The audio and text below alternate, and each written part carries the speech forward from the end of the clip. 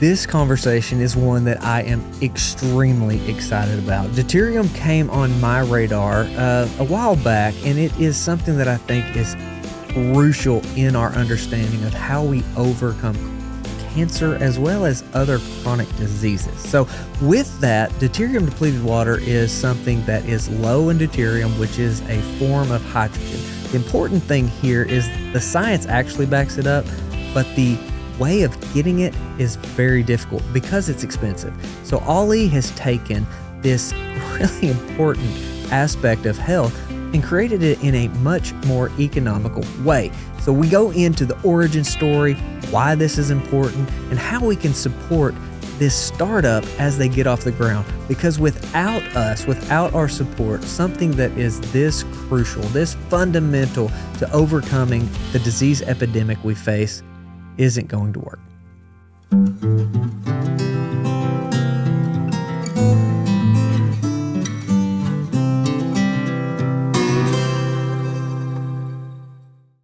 Ollie, thank you for jumping on the talk with me. I think that the work you're doing is very, very much needed as well as inspiring. And so you as a startup founder of a really cool company in a field that might sound really complicated, I think it's so important as we dive in and understand deuterium more. But if you would, just give yourself that introduction, and then we'll dive into your origin story.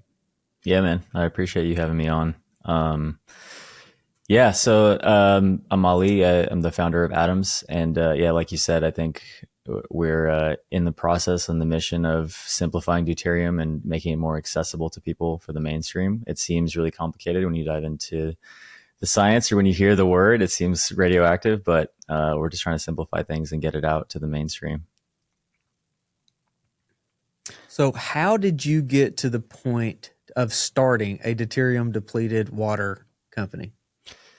Yeah, the origin story is it's interesting. So back in 2018, I was working with somebody in LA, Ron. He's over at Synergistic Health, and he uses a bunch of biohacking technologies. So the Pulse XL, PEMF, the red infrared light, Nano V, ARX, a bunch of stuff. I just been introduced to him and started using a lot of those technologies, and just saw the impact that it was having on me at the time, resetting my nervous system, my ability to perform, cognitive performance, just feeling all around a lot more harmonious in my body. And at the time, I think my thought process was, this has such an impact on my quality of life. And when I would recommend them to friends and family, it just felt too niche or inaccessible for them to understand or to want to do these things. So it started this train of thought for me of like, there's all these things that are happening in the biohacking space that I want to make more accessible for people, because it can really impact your quality of life, and general health and preventative health. And so that thought process had started at the time. And then Ron had introduced me to deuterium-depleted water. He said, just take a look at this. This is something that I think could be really impactful for people moving forward. And so I went down the rabbit hole. I listened to all the podcasts. I dug into all the research, all the studies, and I was just kind of blown away by the fact that this existed and that not many people knew about it. And it was so compelling to me because, very specifically, it's so simple to implement. And a lot of the protocols for reducing deuterium are quite simple, and at the basis of it, drinking the water is the simplest possible thing. If you swap out your water, or even just drink a concentrate of a low deuterium, 1 bottle a day, it's the easiest ask. And so it kind of went into that thread for me of trying to make things accessible with the least amount of friction for my friends and family to adopt something that's going to make a big impact for them. So it was like a high ROI, low lift sort of situation that I saw. And so digging into that, we were thinking about ways to make it more accessible. And it just so happens that my dad is a polymath scientist his background is in water technologies, has over 20 issued patents. And he started off in the 90s in wastewater treatment. And since then, he's jumped into a bunch of different fields, into nanotechnology and green energy and waste. So he's always got his hands in a bunch of different things, but just the way that he thinks is at a very first principles level. He breaks things down and gets to the root of what it is we're trying to do. And from that has been able to innovate in a lot of different fields. So I brought this to him and we started having discussions around it, and we started figuring out like, okay, how can we make this low cost? Because at the current rate, current cost, it was like $700 a month or something if you wanted to be drinking at, I think, 120 ppm at the time. And so it was just not feasible. Like even friends and family who we recommended it to who were experiencing cancer, they would hesitate at that to try something new at that price point. So we started having discussions and then just decided to invest in the R&D to figure out how to bring it down, create a new production method. And over time, just kind of cracked the code with over a couple of years. We sunk in a good amount of capital into the R&D process. But yeah, we figured out a new production method, which brings the cost all the way down to like a normal spring water bottle cost. Yeah, that's that barrier to entry is it's high. It's expensive for the options that we currently have, and that's why I was so excited when I was sent your company and your work. And let's lay that foundation a little bit. So why anybody should care about deuterium, right? Like it became evident for me in dealing with cancer and diving into that realm that an overburden of deuterium inside of the cell is extremely problematic. And so how did it come to you that this is something that I really am passionate enough about, of sinking in the time and the money? What about deuterium just really lit that spark for you? It's at the most fundamental level, addressing the root cause of everything, which I think that's the way that my brain works, is trying to find what is the most high ROI thing that we can do from a health perspective, so that we're not spending all this money every month on trying to get every single supplement and optimize every little thing. It's what few things can we do to prevent chronic illness and to feel our best, so that we can focus on the things that really matter in our lives. And this, from digging into all the research, addressing this deuterium issue seemed like the biggest thing that we could do. And so very specifically, I think, on a more specific level, from in our family, my grandma was dealing with breast cancer, and we got her on deuterium-depleted water, and it slowed the progress and kind of stopped the progression of it for a couple of years, which, seeing that firsthand, really impacted. And that, now coupled with seeing a lot of friends that I have dealing with autoimmune issues, mold toxicity, long COVID, and just seeing the results of that and their ability to just live their lives, has really impacted, or it kind of keeps me going. That's the drive to make sure that their mitochondria are functioning better, and just kind of address these things that don't have really clear answers. Even in the functional medicine space, it seems like people are throwing a lot of different things at it, but this seems to be the fundamental root cause for a lot of these things. Yeah, the mitochondria focus is something that is gaining, a lot of steam, I feel like, and for good reason. And with the deuterium, I want to, lay that out a little bit better for people to understand coming in here. The reason that it's important is, if cancer is a metabolic disease, which I agree wholeheartedly that it is, that's based off of the energy production of mitochondria, right? And when we have this hydrogen molecule that actually goes into the electron transport chain to produce energy, when this system gets disrupted, and the ATPase, which is like the original quantum machine, right? This spins out this ATP. When that gets destroyed by deuterium, because it's just kind of like putting a baseball where a ping pong ball goes, right? Like, it's just going to break the motor. And so we're inundated with deuterium based off of terrible diets, right? Processed foods are extremely high. Our sugars are extremely high in deuterium. It gets overwhelmed and we can't get it out of the body. And that's where you're talking about there's some different strategies, right? Like keto or fasting or dry fasting. All of these are things we can implement. Getting in the sun, extremely important. But the water is something that's very easy. But the barrier to entry there was that it was so expensive. So Yeah. deuterium lowered in the body is massively important. So give me the comparison for what it would look like with another option. We don't have to use names or anything, but another option from a cost perspective versus what you're doing, and why this is such a big deal. Because anybody facing some sort of a metabolic disease, this is absolutely something to consider. Yeah, for sure. So the other options, and I've done one of them for a few months, and then I kind of ran out of budget for it. But it was, I think it was about $700 a month for to take. So that was delivered in 2 liter plastic bottles, and then you would take that and dilute the rest of your water to down to either 100 ppm or 120 ppm. I forget there. And so what we're doing is it's $100 a month subscription, and you get 30 16-ounce bottles of 25 ppm. And you have two options. You can either dilute that with your regular water, which would be the optimal result, or if it's easier for you, you can just drink the one bottle per day, and that will even out throughout the day, bring you down to about 100 ppm if you're drinking about 2 liters of water per day. So yeah, we're trying to make it as simple as possible, $100 a month, and kind of adding it to your supplement stack. Basically, I'm seeing it more as like a water supplement rather than a replacement for the rest of your water. In the future, I think that we will create it like a ready to drink 100 ppm. It's just that the cost is significantly higher for because of shipping and all of that. And then the additional thing that we're changing is instead of using regular plastic, we're using a plant-based bottle. It's plant-based and fully recyclable. It's made from sugarcane. So it's carbon negative and fully recyclable.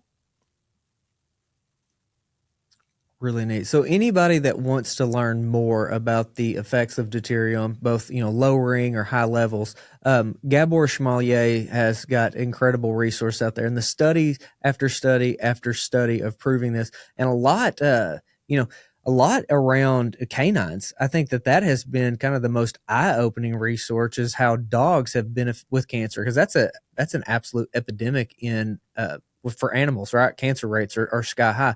And so by utilizing deuterium depleted water, that has been massive. But something that last time we talked, you brought up was that athletic performance seems to be enhanced significantly. And that is somebody that you have been, or a demographic that you've been working with. Go into a little bit of that. What are we seeing with using deuterium depleted water in athletics? Yeah, it seems to be because of the ATP output increase, but there was one study done where they were drinking, I believe it was 100 ppm for a few weeks or something like that, and they athletic performance was increased about 20%, and they measured the ATP output, and I think it was between 22 and 29% increase. And then they had a couple markers for athletic performance that they use that are standard that it increased about that amount. So it's like it's one study, and I think there was a pretty limited amount of participants, but it's quite promising. And like the from a biochemical perspective, it makes sense why that would happen. So I think there's a lot more research to be done, and that's something that we want to dig into, especially with aging athletes. We want to get it in their hands and just kind of see both from an anecdotal perspective, and then also because they're tracking all of their metrics so intensely, especially professional athletes, just to see how much it pushes the needle. I think that's what is really exciting right now for us, because of the cost barrier, because there isn't too much awareness around it. Not that many people have really tried it for all these different use cases. And we're hoping that at this price point, making it more accessible, making the messaging a little bit more easy to understand, that getting it in thousands of people's hands, will start to understand where exactly is this making the biggest impact and what things can it really solve for. And I think there's so many different areas that we can get into, and to see how it's pushing the needle. And the more that is coming out, the more we're finding. I had seen something with, I believe it was with Laszlo Boros, who was talking about fertility, something they had found, and they were doing like 3-month protocols for women who were having a hard time getting pregnant, and doing these 3-month protocols increase fertility. So it's like, that's another area that we'd like to dig into, because that is a really important issue to address. I mean, opening up the ability for women to have children later in life, and the choice there is super important. Yeah, like you said earlier, it's just so fundamental. And I wish there were kind of easier ways to get into laying out that foundation. I think it's just the way that I have learned about it is just to keep going into it, right? Just keep hammering at it. Go into a little bit of that reason that it's so expensive. Why is deuterium depleted water so expensive from the production, without having to get into anything proprietary. But Yeah. I think that's something that it's hard. Maybe it sounds like snake oil. It sounds like it's a price gouging means. Let's go through that a little bit.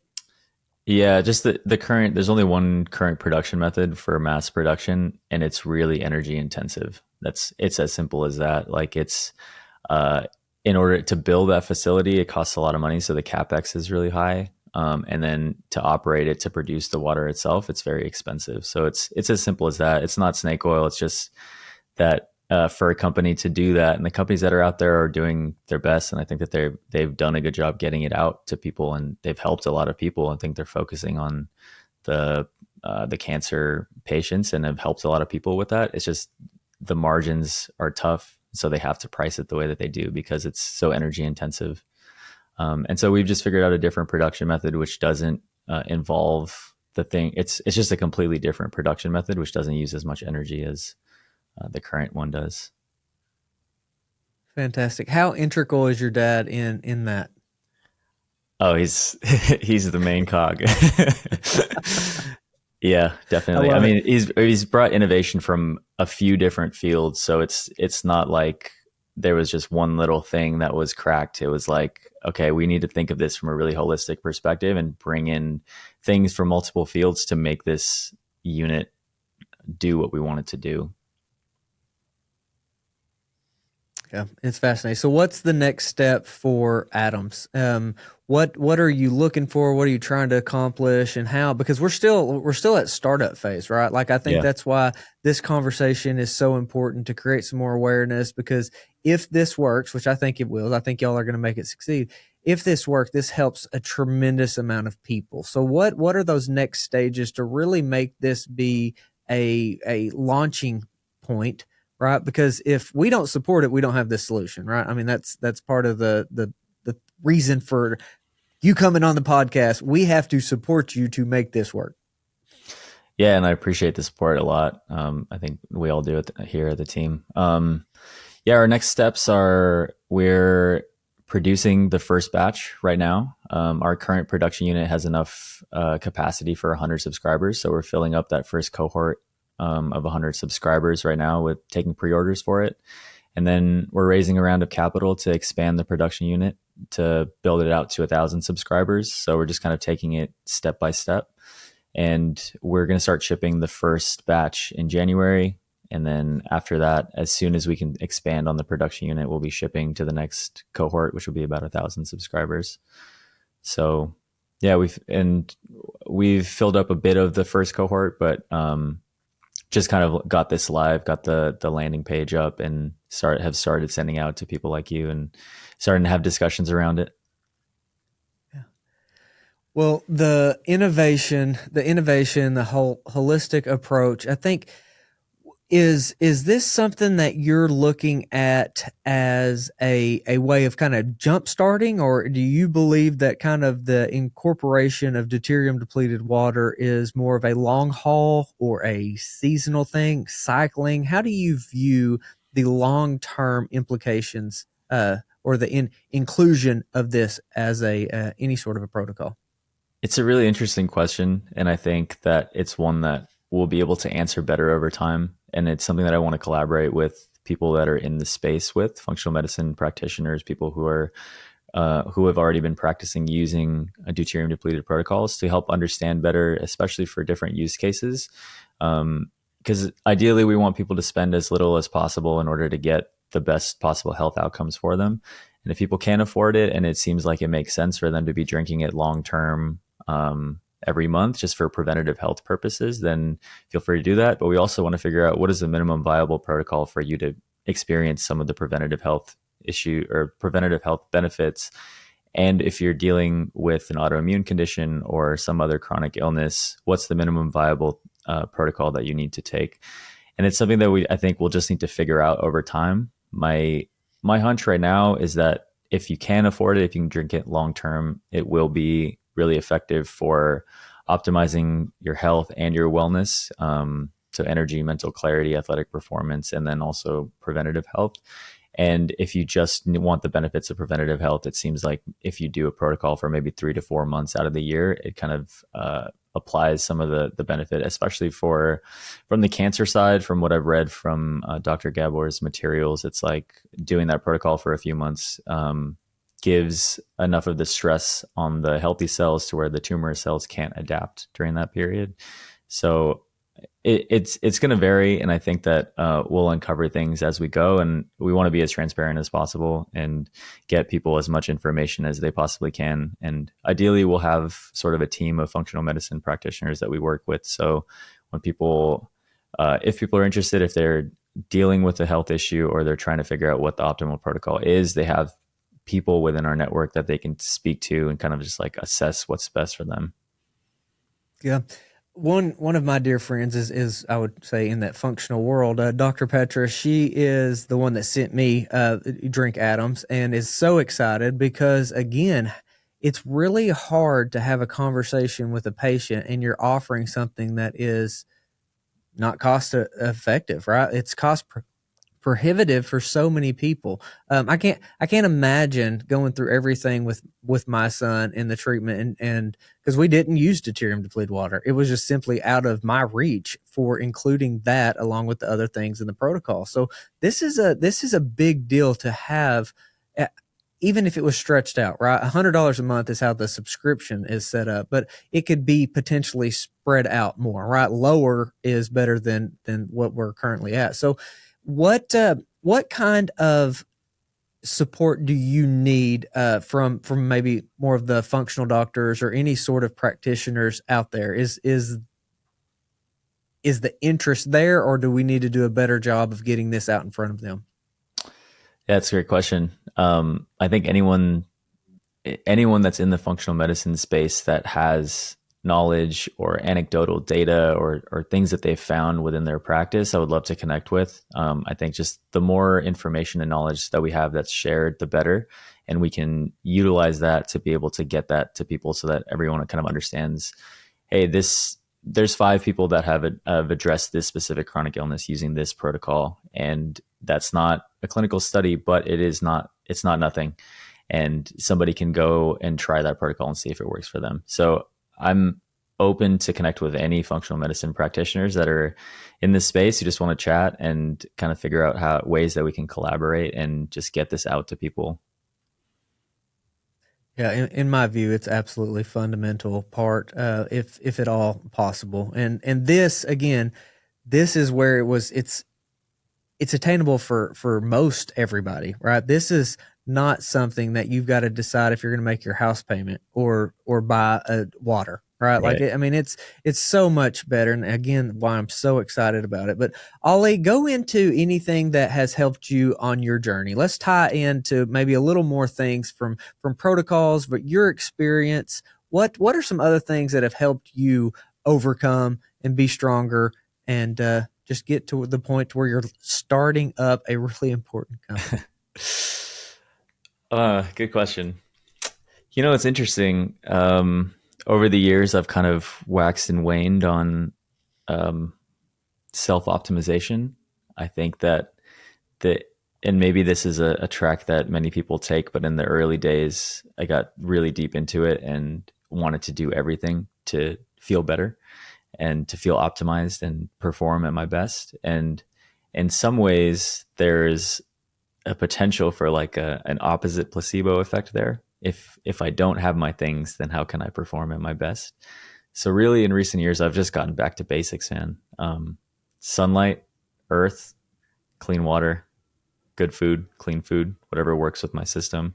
I've really found the eating locally and in season to be a fascinating thing from like some of the podcasts that you've had. And connection, community, spending a lot of time in nature is really important.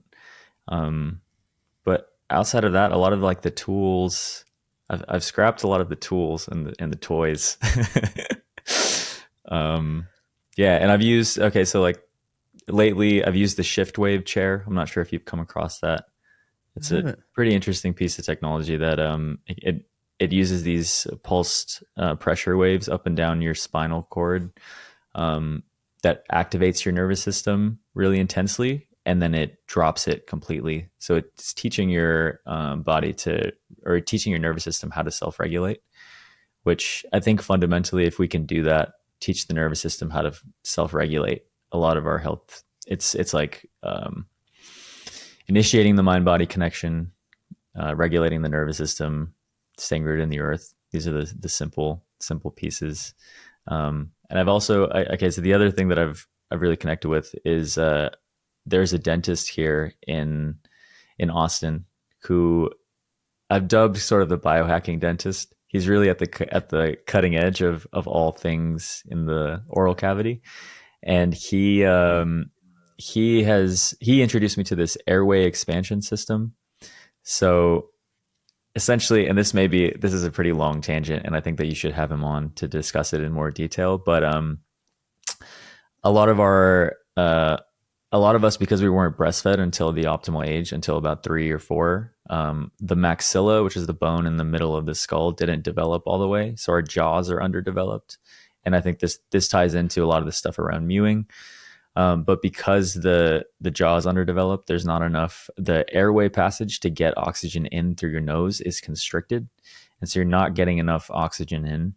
And your body has a hard time getting into parasympathetic, especially when you're sleeping. So it can't restore itself, which probably ties into the deuterium discussion too. Your body's having a hard time depleting deuterium because it's not getting the right amount of oxygen in. So that has felt very fundamental. And I'm actually just starting with, there's like a system that you use that to regrow the maxilla, and it takes about 1.5 years, 2 years, and you use this bite plate. So I've just started with that. So I'll keep you posted on the progress there, but it seems like it's addressing, from what they've found from the thousands of people that have done it, it's addressing a lot of different health issues. How cool. Yeah, you'll definitely have to connect us. I think that's fascinating. A friend, Dr. Jalal Khan, is in Australia, and he's a dentist. And he goes into a lot of that. And what he was explaining is a lot of the cranial sacral therapy, and talking about the malformation of the airway, all the different anatomical pieces, but moving the cranium back in a way to where things are aligned. So very, very much what you're saying, just maybe a little different philosophy or way to do that. And I think that breathing piece is massive, right? And so to your point, all of this stuff, I've spent so much money, right? Like so much money on gadgets and supplements and things. And I am with you. I keep scrapping them. And just like, we get back to basics, get back with nature, eat local, seasonal, natural foods, be in the sun. Yeah. It's not nearly of an expensive biohacking world that we've been exposed to, because a lot of this stuff is new, right? Or at least the means at which we're getting them, and they all, for the most part, mimic nature. Yeah. That's the crazy thing about it. Like, we don't have to be this expensive, but the deuterium piece is that extremely important based on this toxic world that we live in, right? And then the fact that, talked to Ian Mitchell relatively recently, and he has a theory that the increase in deuterium in water levels is based off actually nuclear plants. And I think that is a super interesting theory that we're being exposed to more and more through diet or through just water. I think that water is actually a high deuterium food or substance, right, that we get. And so this is where I think it is well worth spending the money on having a deuterium depleting water to be incorporated in our lives. And now we have one that's cost effective. So, brother, thank you for the work that you're doing, and tell us you wrap up any thoughts that you may have with what I just said, and how we dive in to work more with you.